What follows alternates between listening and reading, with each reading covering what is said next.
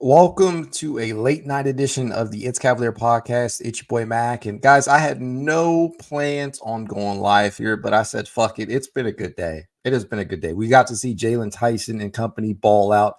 So excited. So very, very excited about Jalen. Screech De Niro right off the bat says dope intro. Appreciate it, man. I'm going to have to update that intro to now include Jalen Tyson and maybe take off a couple of players in the meantime. But y'all know the deal. Y'all know the news. Evan Mobley, as reported by Woj, Shams, Cleveland Cavaliers forward center Evan Mobley has agreed on a 5-year, $224 million max rookie contract extension that could become worth as much as $269 million. Holy shit.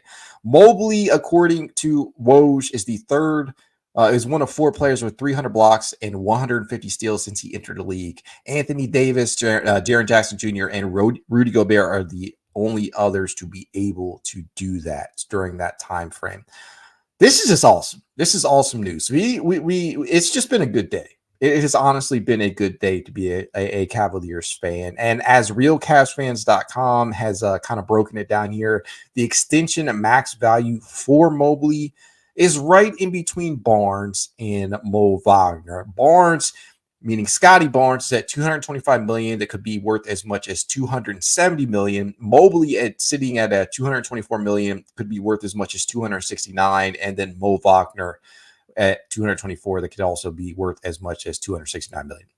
That's a lot of fucking money. That's all I know. It's a lot of money. This has obviously been not exactly the most monumentous offseason for the Cavaliers, because we know there hasn't been really any other moves outside of the firing of JB Bickerstaff and the hiring of basically an entirely new coaching staff. That is in addition to re-signing Donovan Mitchell, getting him on to sign on the dotted line for a few more seasons here. Maybe not necessarily on the specific length that we wanted, but we know that his contract now runs a few more years longer than it did. And then now getting Mobley on that rookie max extension. So those are 2 very, very solid moves, 2 moves that obviously needed to happen, right? And it makes the sting of not really making any real moves outside of drafting Jalen Tyson feel a lot better.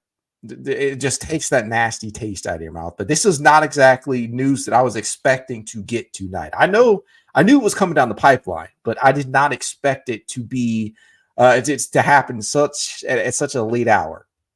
And it sounds late. 10 o'clock on a 9:30, 10 o'clock on a Saturday night is not exactly late, but I was not expecting this news at all. But it is definitely something it lifts the spirits up. Now, the question is, what do we do now, right? We have Mobley under contract long-term. We have Donnie under contract long-term. We still have Darius Garland on his max extension, and we have Jarrett Allen, right? That's the core 4 is still attacked. Now we got to figure out what direction are we going in now? What direction are we going in now? I would love to hear you guys' thoughts on this. Screech De Niro says, let's go keep our core intact, at least for one more season, right? I don't know how you guys feel about the sustainability of this core 4 and if it can actually compete for a title. I think we're going to find out this year, but regardless of that, it is nice to know that we finally have this guy locked in. because we saw Mo get his contract, we saw Scotty get his contract, and I was just waiting. Like, when are we going to sign our guy long term? Because Mobley has been every bit as exciting to watch and every bit as impactful, if not even more impactful than these guys in specific ways. And so to get him under contract long term, it just makes you feel better. CJ Frankowski says more likely to be an impact this year, Emoni or Tyson. At this point, if you would vote Emoni Bates in this question, I kind of question your basketball knowledge. I'm just kidding, but I do believe that Jalen Tyson is going to be a day one contributor, if not at least year one contributor. I don't think he's going to start this year, but I definitely believe that he is going to make the rotation for a Cavaliers team that honestly isn't that deep. Emoni, he's shown some flashes. We know that he can shoot the hell out of the basketball. We know that the facilitation can come and go with him. And we know that he's added 26 plus pounds, which has helped him absorb contact during this summer league. But I just haven't seen enough from him to believe that he is going to be a contributor this year. I think it is much more likely that Emoni Bates spends at least one more year with the Cleveland Charge on a 2-way contract. Switch De Niro says we need another big and wing player. We absolutely do, but the options and the avenues to go out there and get said players is kind of difficult to do right now if you're not willing to move one of the core 4 pieces, which you just got Mobley locked in. So I really don't know what they plan on doing in that regard. They could certainly end up still moving Caris LeVert. They could still end up with a Okoro sign trade to try and acquire a bigger wing or a player that actually moves the needle at backup big. But the avenues to really improve outside of what we're seeing in this core 4, they're not plentiful. We don't have a lot of draft capital to send out. We can't make a competitive offer that some of these other teams can do due to that. And then we just don't have a lot of flexibility from a cap perspective. So if it's not a Caris LeVert move, if it's not an Isaac Okoro sign and trade, there's probably not a lot that's going to actually end up happening outside of what we've just seen in re-upping Donovan Mitchell and getting Evan on that rookie max. That's it. But that's okay, right? I still believe that not making a move at all could certainly come back to bite the Cavs in the ass. But at the end of the day, I'm not totally upset about this offseason the way that some are, because I do believe that Jalen Tyson is going to be an immediate impact player. And I do believe that internal growth was always likely to be the route that this team took this year without having so much flexibility, right? Getting Kenny Atkinson and his coaching staff in town, that could honestly make a world of a difference for a Cavaliers team that frankly had no sense of direction offensively during certain portions of the year, and especially in the playoffs. So I think the increased pace, the motion that is going to be run is going to benefit several players. And I think that within itself will cause the Cavaliers to, take their fair share of development. And I think that was always what Kobe and company were going to be banking on, because there wasn't a lot of moves to be made outside of, I don't know, maybe bringing in a free agent or two. And don't get me wrong, that's not me making an excuse or anything. That is literally just me telling it to you how it is. I would still like to see a move be made, but you have to acknowledge that a lot of that is still tied up in what the fuck this team is going to do with Okoro. It kind of feels like he's holding everything up, right, with the contract negotiations. Now, I still think it is still possible that Isaac Okoro is brought back. Maybe he signs the qualifying offer, plays out the rest of this year, and then moves on in unrestricted free agency next season. Or he'll be moved in a sign and trade. One of the two things will happen. But that's literally where we're at right now. They were always going to be banking on internal growth.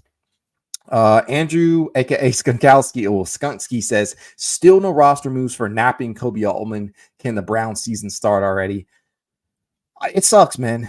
It sucks. But again, I think a lot of it is just tied up in Isaac Okoro and trying to plan around the first separate apron type stuff.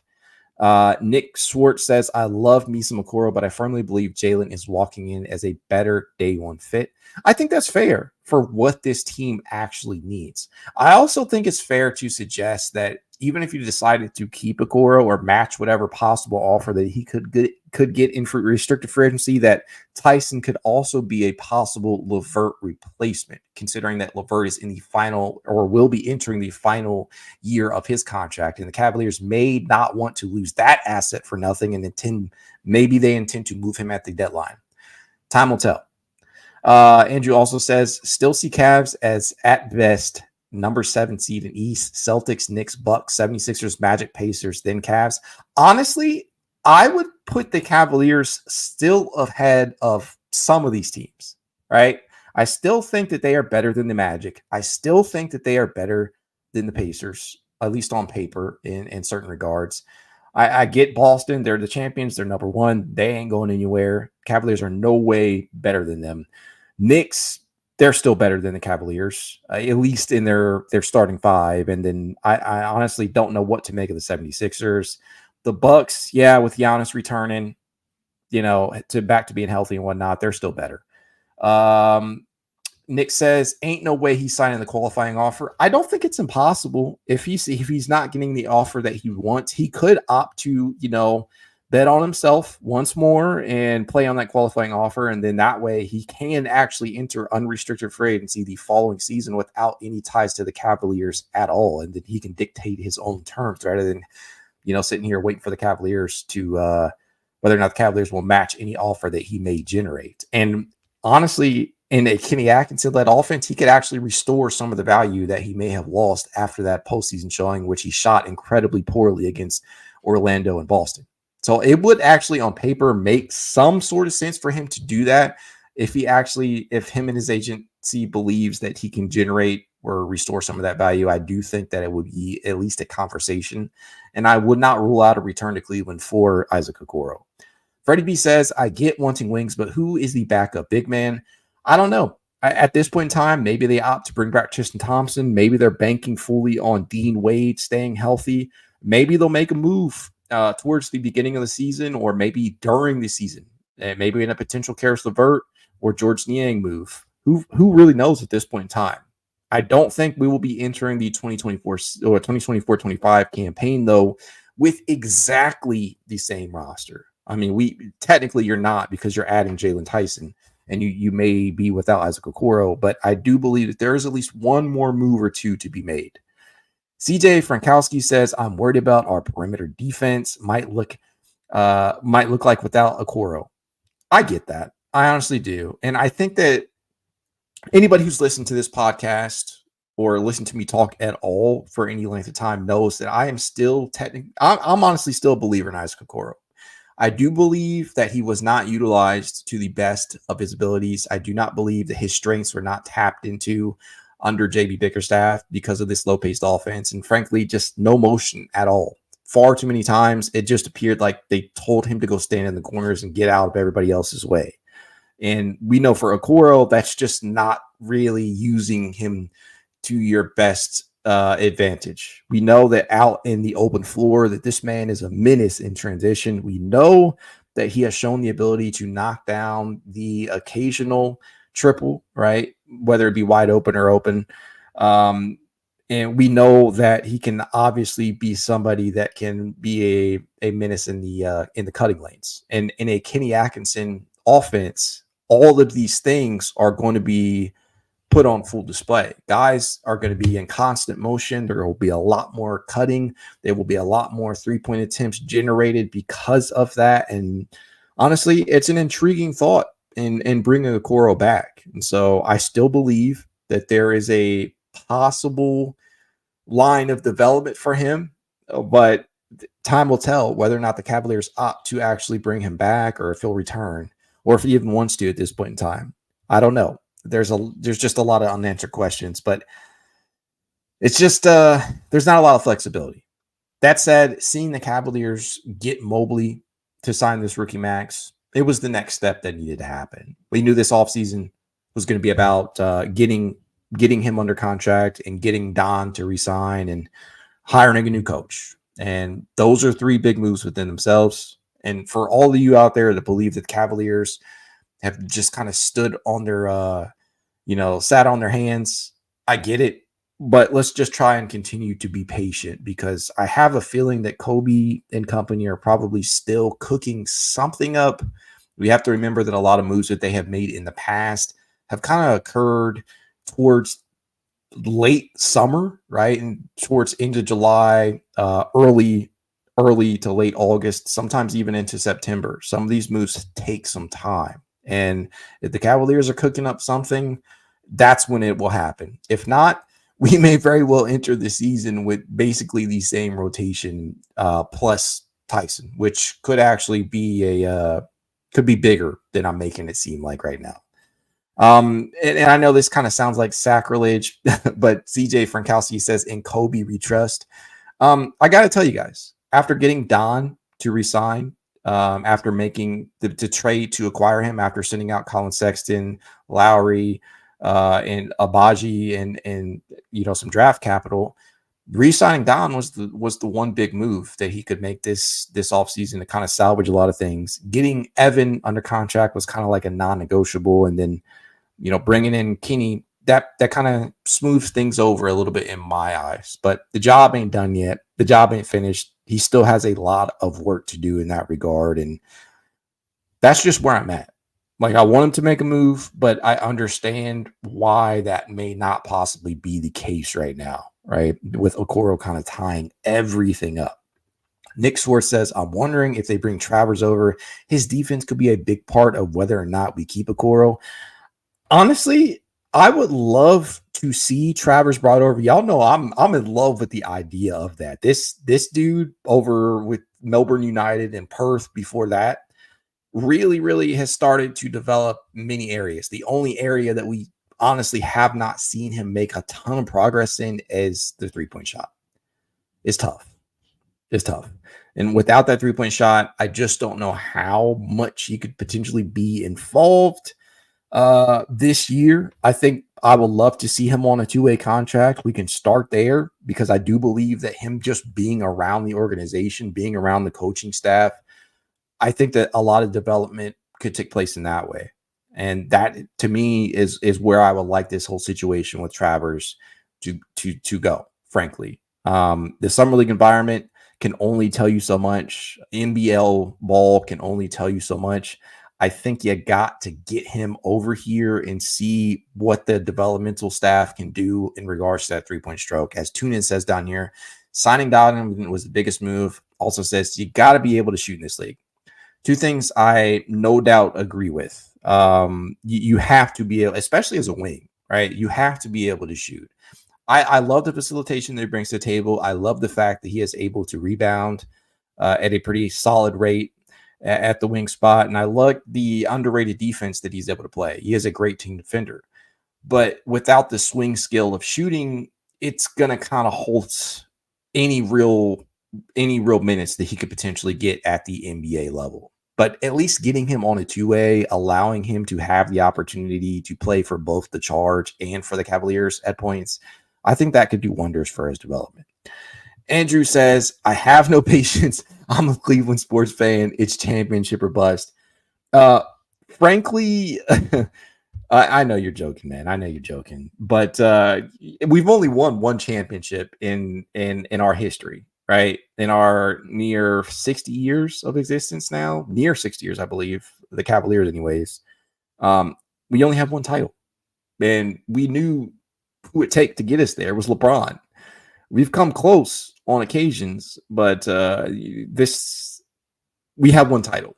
So to me, it can't be championship or bust. I don't believe this year's championship or bust either, especially now that you have Donovan under contract long-term and you have Mobley under contract long-term. You still got Darius and then Jarrett, whatever the hell they decide to do with him.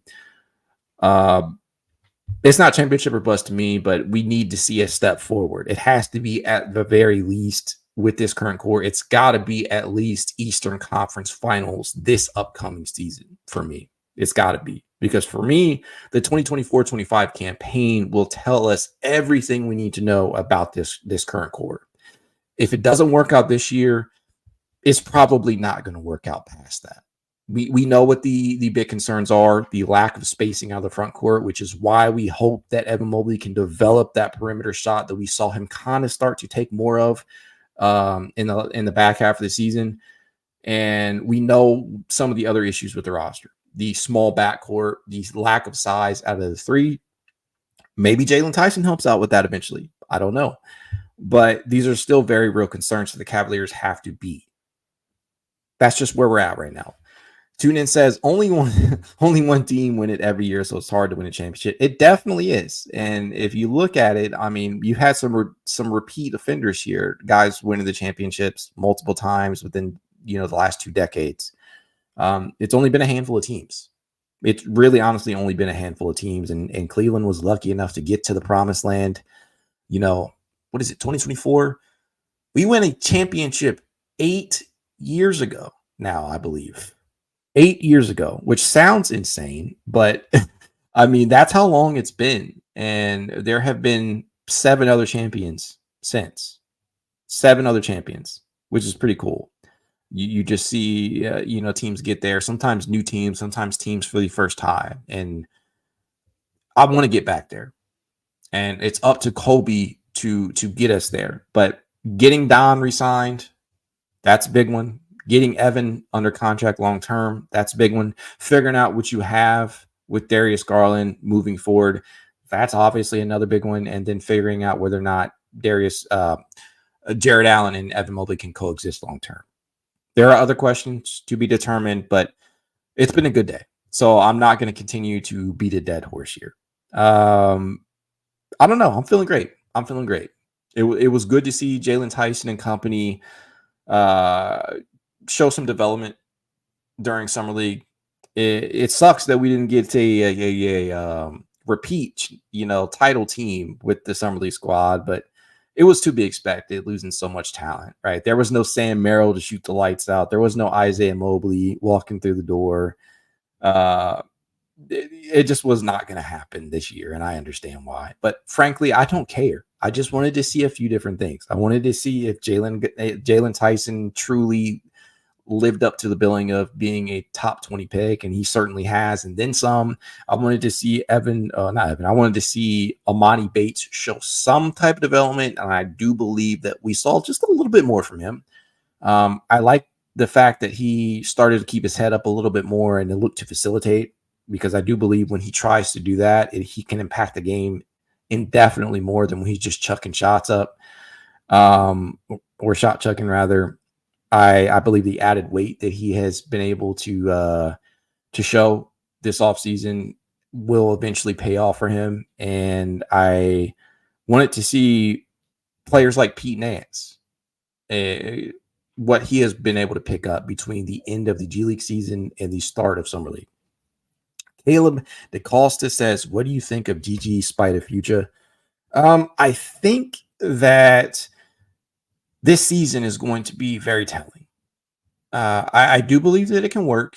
I do understand that there are real problems there. There are real inefficiencies. There are real things that can be exploited from a defensive aspect. The size being the number one, right? There's an inherent disadvantage to having 2 6'1", 6'2" guards in your backcourt. Some teams will literally be able to just outsize you. But at the end of the day, I do believe that they have enough in terms of offensive firepower to make it work, to offset those defensive issues or defensive limitations. But it's going to be up to them to do that. And I think it's going to be up to Kenny Atkinson and his coaching staff to put these guys in the best possible situations to succeed. And I think he will be able to do that far more than JB was able to do from an offensive perspective. I think the motion that we'll see, I think the pace that they're going to be playing at this year is we're probably going to see the best versions of both players. Now, can they do that together? Can they coexist? That question still remains to be answered, at least from a championship contender aspect, because let's not mistake it.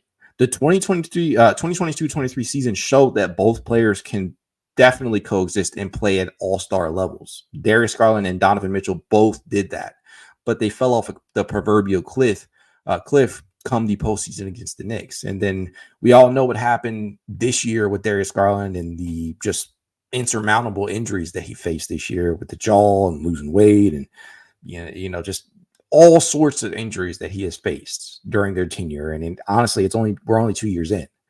So I think the 2024-25 season is going to go a long way in determining the future of these two. But we'll have to see. We'll have to be patient. Caleb says, well, honestly, referring to Evan Mobley, I'm a Celtics fan, and he played well against us. I believe in Evan Mobley long term. Right, I do believe that he will eventually develop a 3-point stroke, but it's going to be up to him to continue to take that shot. And I think in the Kenny Atkinson offense, the volume is going to increase. If he can throw up maybe three to four, maybe 4 to 5 attempts per game and knock down like 37% of them, I can live with that, because you will start to see the semblance of the floor stretching, and it may open the floor up a little bit more. Dominic Conti says, I think I asked this for the mailbag, but curious to get your answer now. Outside of our core four, who do you think needs to have the biggest impact on the roster? Who needs to have the biggest impact? That is tough. I mean, I would say that is probably George Niang or Karis LeVert moving forward. But it's kind of hard to say without knowing whether or not Isaac Okoro is going to come back, without knowing whether Karis is going to be moved or not, and frankly, whether we're going to see Jarrett Allen remain a Cavalier through the duration of the season. But if pressed for an answer, I would probably say it has to be George or Karis right now. George, because he was brought in to shoot the basketball at a high, efficient volume and not be so easily beaten defensively. He has to hold his own. And what we saw throughout the course of the season was that he was, spotty. Sometimes he would be on a run, and I know that and shooting is inherently like this. You go through streaks, but far too often he was inconsistent. It was far too Jetty Osman-like for me at times. And being that backup big, or at least playing backup 4 minutes, you kind of need him to be able to be out there so that Jarrett Allen and Evan Mobley can get rest. Because as of right now, Jarrett Allen and Evan Mobley are playing the part of your backup 5. Each will have minutes playing backup 5 minutes. That is where we are right now. And as Tunian says down here, Niang was unplayable in the playoffs. Hence why you saw Marcus Morris come in and steal the show in the final game of the season against Boston, where he basically kept us alive. That's just where we're at right now. Jim Varney, haha, says, I'm so sick of all of them. Trade everybody but Don and J.A. I can't agree with you, but to each their own. Caleb DaCosta says, Mack, Cavs trade, Mack, Strus, Jarrett Allen, and 2 first-round picks for Brandon Ingram. Way too much, in my opinion. And frankly, I'm not moving those guys for Brandon Ingram. I'm just not a huge fan of Brandon Ingram, honestly. I don't believe in his ability to stay healthy long-term, and I don't see it, especially if you feel good about Jalen Tyson. I think that why not try him out as the starter eventually, rather than spending a whole bunch of money on Brandon Ingram's potential next deal. Domo says Cavs are such losers. Can't agree there. Niang was unplayable in the playoffs. I think I already said that. Domo also says they both got the skill sets of backup bigs. LOL. I can't agree with that either, Domo. I don't see it, man. I don't see it. I think Evan Mobley is a burgeoning offensive talent. I think that the 3-point stroke will develop under Kenny Atkinson. And I think, as Kobe Altman kind of alluded to, they let player development kind of fall by the wayside during the JB Bickerstaff era. And I think Kenny is going to get back to that. You're going to see these guys take next steps. You're going to see it. Justin Harold says 1 through 5 good for next 2 years. Time to make some moves for 6 through 9, 10. Yeah, I agree. The question is, how much can we do? Because we just don't have a lot of flexibility.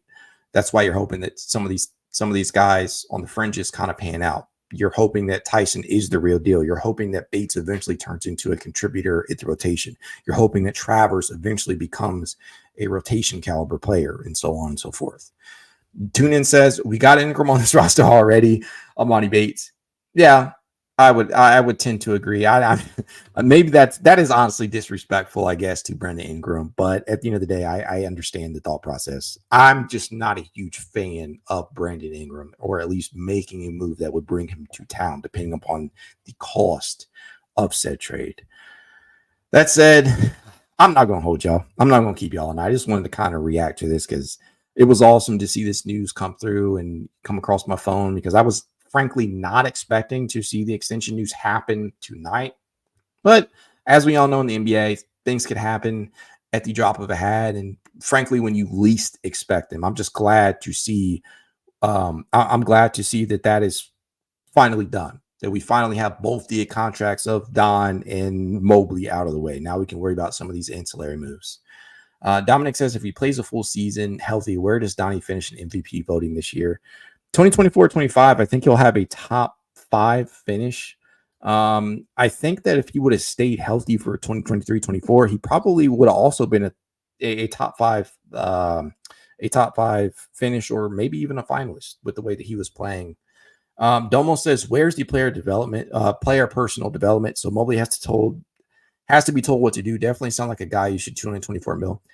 Well, again, Domo, as Kobe Allman admitted, and you never want to hear your GM admit this, or your president of basketball operations admit something like this. He literally told us from his own mouth, hey, we let player development fall by the wayside. We got away from that. We want to get back to that. So he admitted to us that they kind of put aside his development in favor of winning with the Donovan Mitchell era. And so Kenny Atkinson actually has that resume of player development. He got the best career seasons out of Karis LeVert. He turned D'Angelo Russell into an all-star. He got DeMarre Carroll playing excellent basketball. And we already know he was pretty decent in Atlanta, but he built upon that with Brooklyn. He got Joe Harris to look like a competent NBA shooter and whatnot. So it's fair to question where Mobley's development has been these last couple of years, but you also have to remember JB's forte was not player development, and the franchise acknowledged as much. So I think it is very fair to think that Mobley will finally start to develop under a coach that actually emphasizes that.